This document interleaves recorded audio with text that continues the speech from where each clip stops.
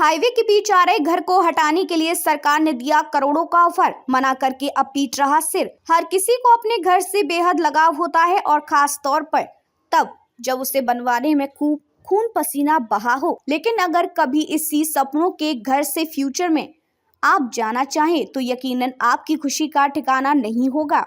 लेकिन चीन के एक शख्स को अपनी जिद और हट के चक्कर में नाम तो मिला, पर घर की सुख शांति से हाथ धो बैठे। दरअसल चीन के जिक्शी शहर में रहने वाले एक शख्स को अपने घर के पास मोटरवे बनवाने के लिए सरकार की ओर से करोड़ों का मुआवजा मिल रहा था, जिसे उसने ठुकरा दिया और अब वो घर को चारों तरफ से सड़क से घिरने और सरकार की ओर से मुआवजा न लेने पर अफसोस में है।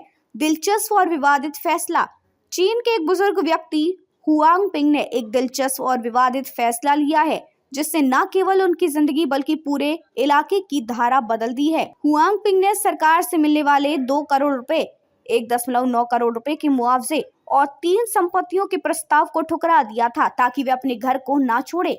आज वे अपने घर में हाईवे के बीच रह रही हैं, जो संगाई से दक्षिण पश्चिम में स्थित जिनक्सी कस्बे में निर्माणाधीन है। ठुकराया सरकार का ऑफर। हुआंग पिंग का कहना है कि अगर वे समय वापस घुमा सकते हैं तो उन्होंने सरकार के प्रस्ताव को स्वीकार कर लिया होता। हालांकि वे अपने फैसले पर थोड़ा पछतावा महसूस कर रही हैं। उनका कहना है कि अब यह लगता है कि जैसे मैंने एक बड़ा दाव खो दिया है। हुआंग पिंग और उनके 11 साल के पोते का अधिकांश समय अब शहर के बीचों बीच में बीतता है ताकि वह निर्माण कार्य के शोर और धूल से बच सके। वे काम खत्म होने के बाद हर शाम अपने घर लौटते हैं, जो अब एक बड़े हाईवे के निर्माण के बीच स्थित है। इस निर्माणाधीन हाईवे को आगामी बसंत में खोला जाएगा। सड़क के बीच फंसा घर।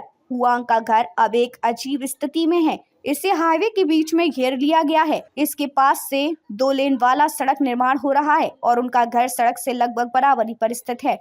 इसके कारण उन्होंने अपनी जिंदगी को शांतिपूर्वक जीने के लिए एक बड़े पाइप के माध्यम से अपने घर का प्रवेश द्वार तक पहुंचने का रास्ता बनाया है। हालांकि हुआंग पिंग को अपने निर्णय पर पछतावा हो सकता है, लेकिन अब उनका घर एक प्रमुख पर्यटक स्थल बन चुका है।